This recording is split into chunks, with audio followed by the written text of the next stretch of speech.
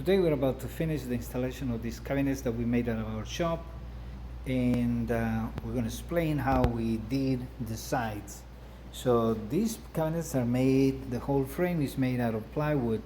You'll see that there is some walnut and some birch on it, and then we have maple at the bottom as a kick plate. This is just the frame to hold the cabinets. The cabinets are 24 inches wide and 34 inches height, and this lip we left in here so we could put a panel that is gonna cover this, so we can have a finish like this one on this side.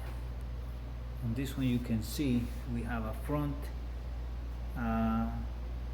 frame, and you cannot tell where the transition is between the panel and the front. So this is the panel that we're going to be installing. We haven't cut it yet, but there is one side that we have already done, and we did have a spacer in here to leave for expansion. And so you can see now this is where we have the lip for this shaker style. So this is the side, it's already finished on this end, and on the other end, as you noticed before, it's not finished yet.